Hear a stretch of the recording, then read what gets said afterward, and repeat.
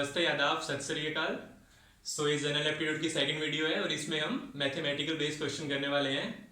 Since most of the students का ये misconception होता है कि यार कॉम्पिटिटिव एग्जाम्स में जो मैथमेटिकल बेस्ड क्वेश्चन है वो बहुत ज़्यादा टाइम कंज्यूमिंग हो गए या फिर बहुत डिफिकल्ट होते हैं, तो फिर उसको अटैम्प्ट ही नहीं करते हैं वो। अगर उनको फिर देखते भी हैं, रीड करते भी हैं, तो फिर वही लगता है कि यार नहीं, ये तो बहुत टाइम लेने वाला है, तो फिर उसको छोड़ देते हैं। बट आज इसी टाइप के क्वेश्चंस हम करने वाले हैं और फिर देखेंगे कि मोस्ट ऑफ द क्वेश्चंस हैं जो हम 1 मिनट के अंदर सोल्व कर सकते हैं, ठीक है, अगर हमें उसका कंसेप्ट पता है। तो चलो फिर स्टार्ट करते हैं। तो यहाँ पे जो फर्स्ट क्वेश्चन है क्या है कि an inclined plane rest against a horizontal cylinder of radius r if the plane makes an angle of 30 degree with the ground, the point of contact of the plane with the cylinder is at the height of. तो हमें height बतानी है basically. अगर ये अपने ground को show कर रहा है ये लाइन, तो यहाँ पे एक हॉरिजॉन्टल सिलेंडर है रेडियस आर का। अगर हम इसको सिलेंडर बोले, ठीक है, ये भी एक सिलेंड्रिकल शेप में है, ये यहाँ पे वर्टिकल पोजीशन में है। अगर इसको यहाँ पे हॉरिजॉन्टल रखेंगे तो हमें क्या दिखेगा, बस सर्कुलर पार्ट दिखेगा इस सिलेंडर का। तो ये यहाँ पे सिलेंडर है जिसकी रेडियस क्या है आर, ठीक है। अब इसने बोला है कि इंक्लाइन प्लेन है जो इस पे रेस्ट कर रहा है at an angle of 30 degree with the ground. तो अगर ये अपना इंक्लाइन प्लेन है, ठीक है, जो यहाँ पे एंगल कितना है 30 डिग्री ग्राउंड के साथ, तो हमें क्या बताना है, जो पॉइंट ऑफ कॉन्टैक्ट है प्लेन का सिलेंडर से उसकी हमें ग्राउंड से हाइट बतानी है कितनी है, ठीक है। तो जो ये पॉइंट है तो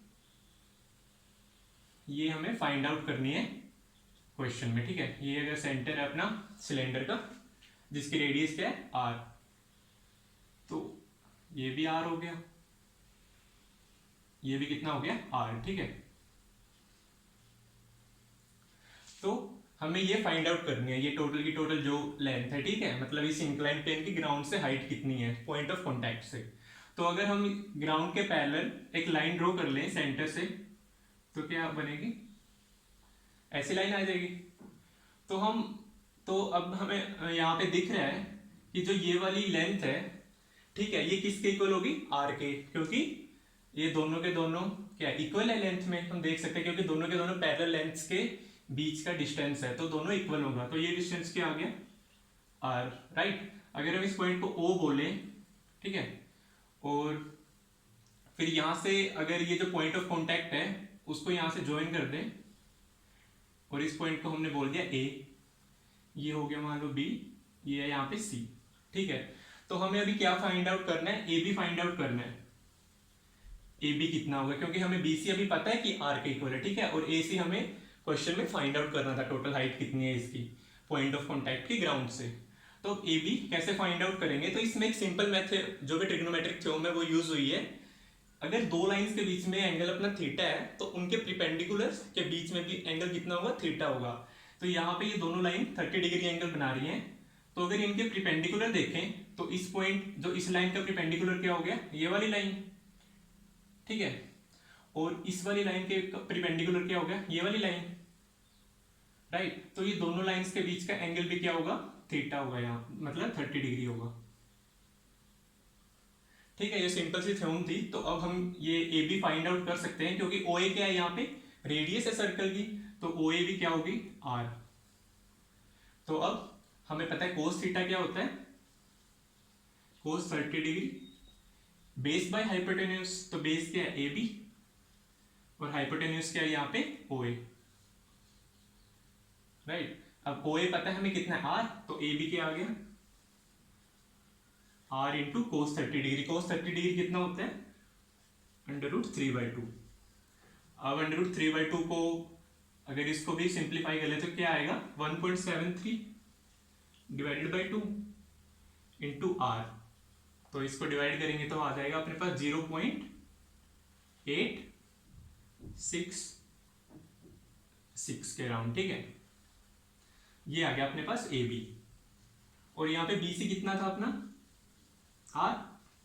तो हमें फाइंड आउट क्या करना था, टोटल हाइट ए सी, ठीक है, जो पॉइंट ऑफ कॉन्टैक्ट की ग्राउंड से हाइट है। तो ए सी कितना आ गया a b plus b c, तो आर प्लस 0.866 आर, ठीक है, मतलब BC है अपना R, AB है 0.866 R।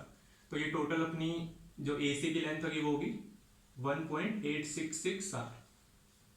तो अपना राइट आंसर क्या हो गया? B। ठीक है, तो इतना करेक्ट आंसर हो गया। और चलो अभी चलते हैं अगले क्वेश्चन की तरफ। और कोई भी क्वेश्चन का सॉल्यूशन देखने से पहले एक बार आप खुद क्वेश्चन को रीड करें और देखिए कि वो आपसे हो रहा है कि नहीं। ठीक है, ऐसे सॉल्यूशन देखना वो भी ज़्यादा हेल्पफुल नहीं रहेगा।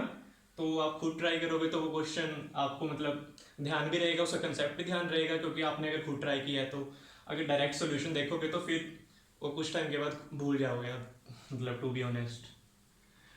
तो चलो अभी देखते हैं सेकंड क्वेश्चन की तरफ।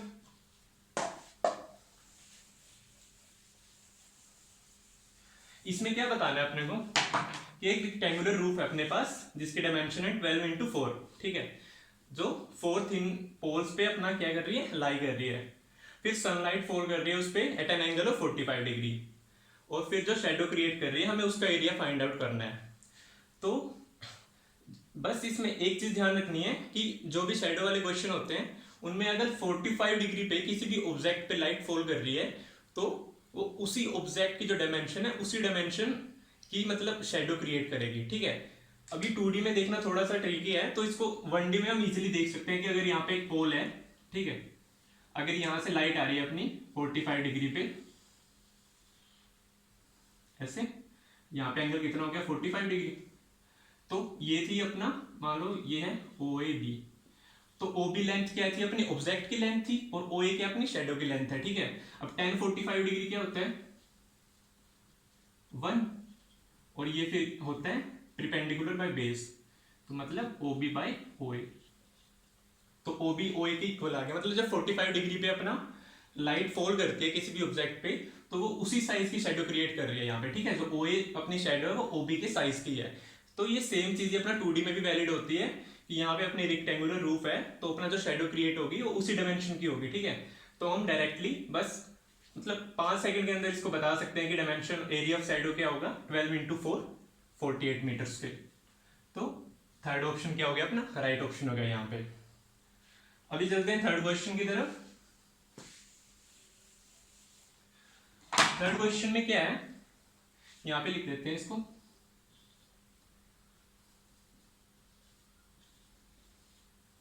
C684 8D6। अब इसने बोला यहाँ पे एक प्रोडक्ट दी हुई है अपने को, ठीक है, इसमें ABCD को फाइंड आउट करना है। वो सब क्या है कि डिजिट है, 1 से 9 के बीच में कोई भी नंबर हो सकता है। ठीक है, और फिर A+B का हमें सम फाइंड आउट करना है कि A+B क्या होगा यहाँ पे। ठीक है, तो अगर हम यहाँ पे बोले कि अगर 2 से A को मल्टीप्लाई करेंगे अपने को क्या आ रहा है? 6 आ रहा है। तो A क्या हो सकता है अपना 1 से 9 के बीच में कि 2 से मल्टीप्लाई करें तो 6 आए। तो A क्या हो सकता है? या तो 3 हो सकता है, और या फिर 8 हो सकता है। अगर 2 को 8 को मल्टीप्लाई करेंगे तो भी 6 आएगा, मतलब 16 होता है जो। ठीक है, तो A की यहाँ पे 2 पॉसिबिलिटीज होंगी अपने पास। ठीक है, अब देखते हैं कि अगर ये B को इस 2A से मल्टीप्लाई करते हैं तो क्या दे रहा है अपने को? यहाँ पे 84 दे रहा है। ठीक है, तो ये B क्या हो सकता है? अगर हम पहले माने कि अगर A की वैल्यू 3 है, अगर A 3 है तो हम बोलेंगे कि 23 इंटू B हमें 84 देगा। अब यहां से अगर B निकाले हम तो क्या आएगा अपने को? एक फ्रैक्शन में वैल्यू आएगी, क्योंकि 84 को 23 से हम डिवाइड नहीं कर सकते। ठीक है, तो बट हमें पता है कि B अपना फ्रैक्शन में नहीं हो सकता, ये एक डिजिट है 1 से 9 के बीच में कोई भी। तो मतलब A को अपना जो हमने 3 एज्यूम किया वो गलत है। और अगर अभी हम A को 8 एज्यूम करें तो इस केस में ये ऊपर वाला नंबर बन गया 28, और फिर इसको हम B से मल्टीप्लाई करेंगे तो हमें क्या मिल रहा है? 84।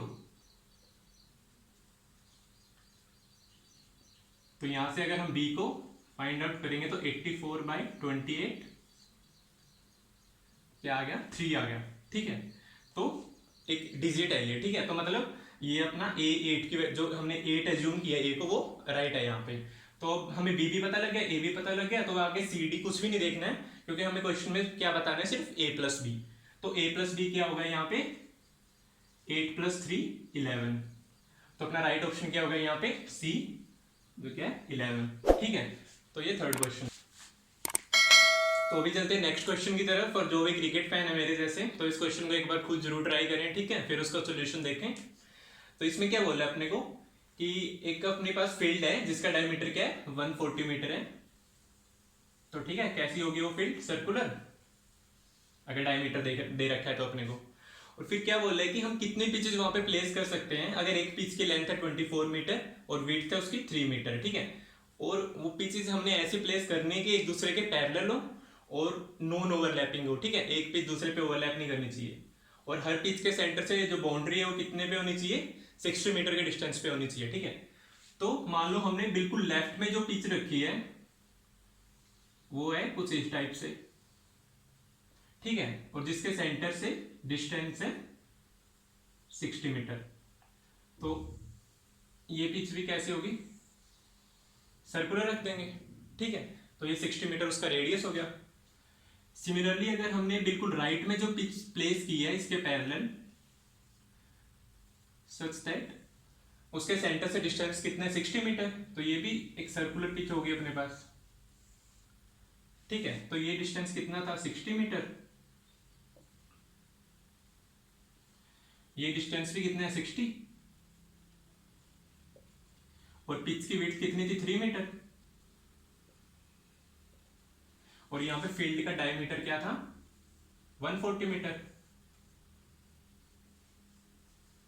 राइट। तो अब हमें ये देखना है कि अपना पिच कहां से स्टार्ट हो रही है, मतलब क्रिएट होना, कि पिच 60 मीटर तो सेंटर से डिस्टेंस था ना इस पिच का, मतलब बाउंड्री का। तो बट पिच तो ना उसके यहां से हमने क्रिएट करना स्टार्ट कर दिया ना, मतलब सेंटर से थोड़ा लेफ्ट से। तो ये डिस्टेंस कितना है कि जो हमारा पिच, जो हमने 60 मीटर के अंदर जो ये डिस्टेंस आ रहा है पिच का, तो अगर हम इस 3 मीटर को हाफ कर दें तो ये कितना आ जाएगा, मतलब सेंटर से लेफ्ट में जो पिच है उसका डिस्टेंस कितना है 1.5 मीटर, ये जो डिस्टेंस है।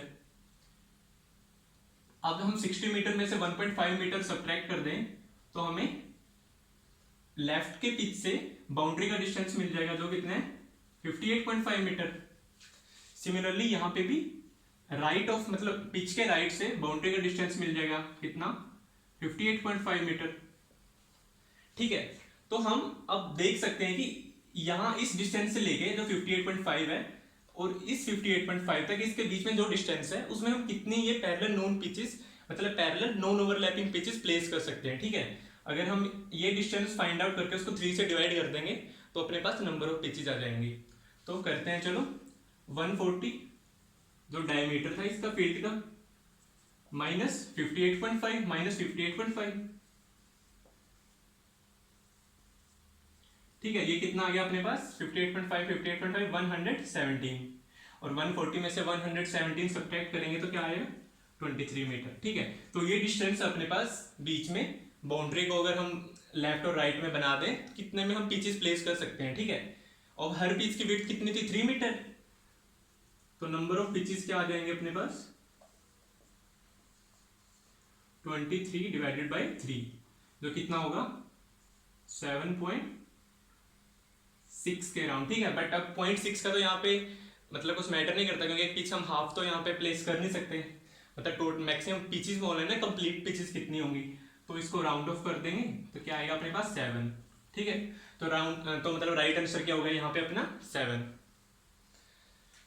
तो चलो अभी चलते हैं फिफ्थ क्वेश्चन की तरफ।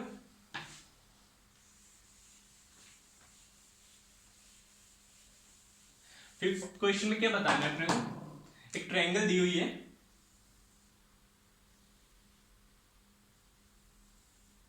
ठीक है।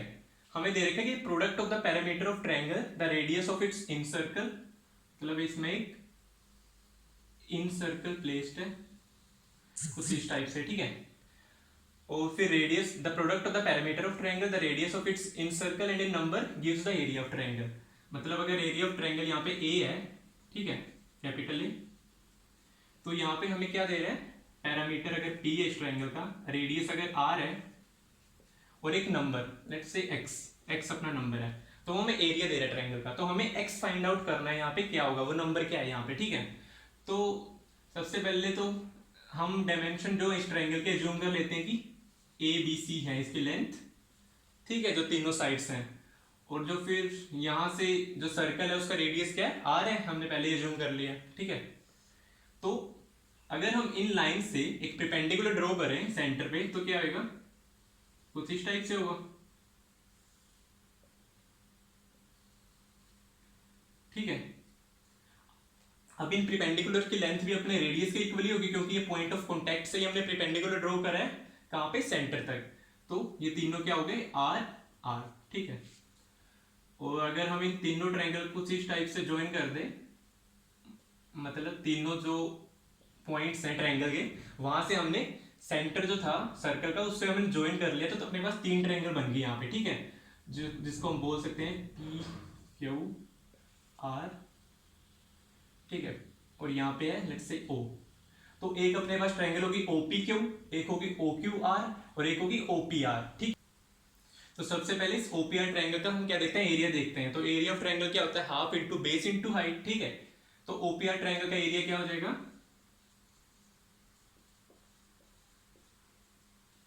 हाफ इंटू बेस क्या है यहाँ पे बी, जो हमने ये लेंथ बोली है। ठीक है, इस पी आर की लेंथ है बी, तो half into b into height क्या है यहाँ पे आर। तो ये एरिया हो गया ओपीआर का। सिमिलरली ओ क्यू पी, इस ट्रायंगल का एरिया क्या हो गया, यहाँ पे लेंथ थी अपने इस पी क्यू लेंथ क्या थी ए, तो इसका एरिया हो गया half into a into are.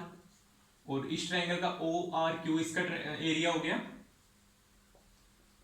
Half into c into r. ठीक है, ये था ओ पी क्यू का और ये था ओ क्यू आर का। अब हम इन तीनों ट्रायंगल का एरिया अगर सम अप कर दें तो अपने पास क्या मिलेगा, इस जो आउटर ट्रायंगल है इसका एरिया मिल जाएगा। ठीक है,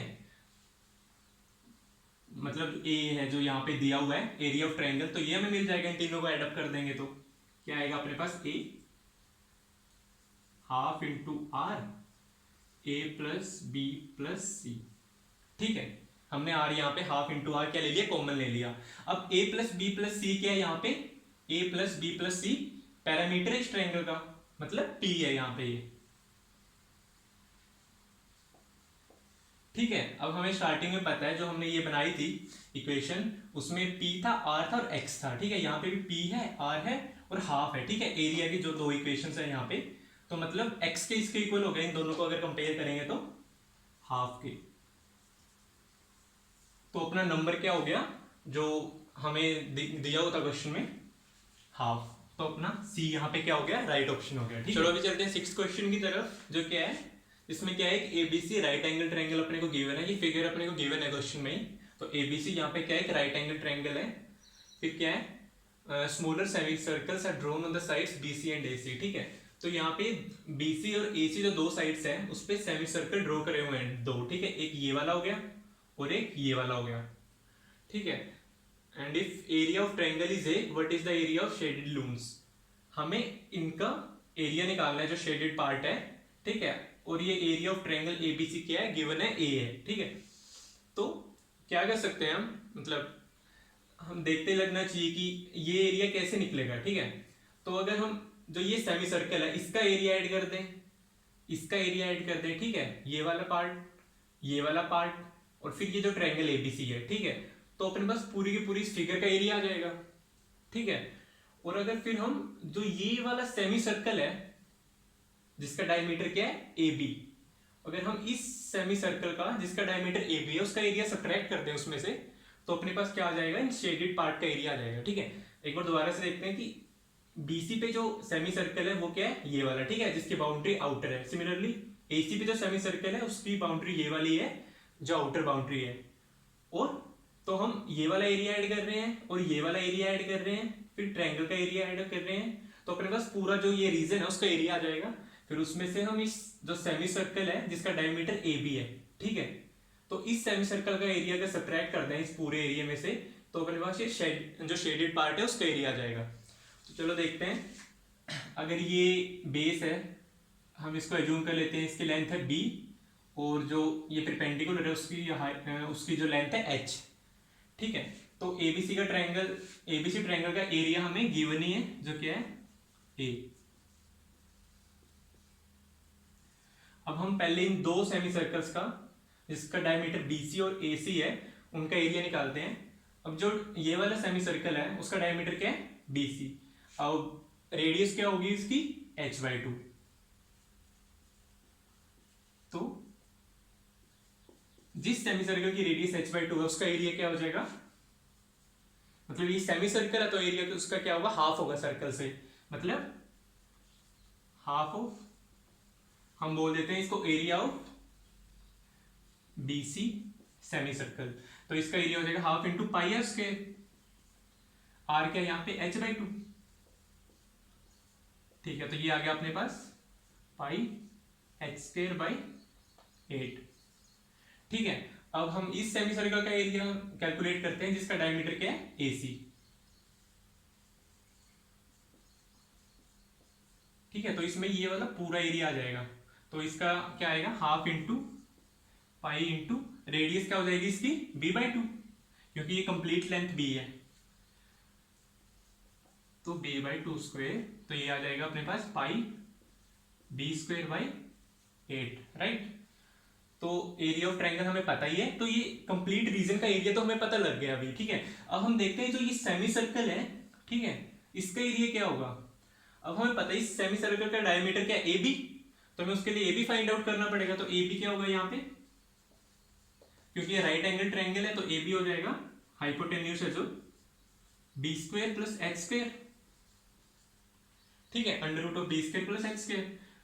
तो अब इस रेडियस क्या होगी इसकी, जो ये वाला सेमी सर्कल है, मतलब R, कैपिटल R अगर हम इसे लिख रहे हैं तो वो हो जाएगी हाफ ऑफ AB, जो मतलब हाफ ऑफ √b² + h²। तो इस सेमी सर्कल का एरिया क्या आ जाएगा,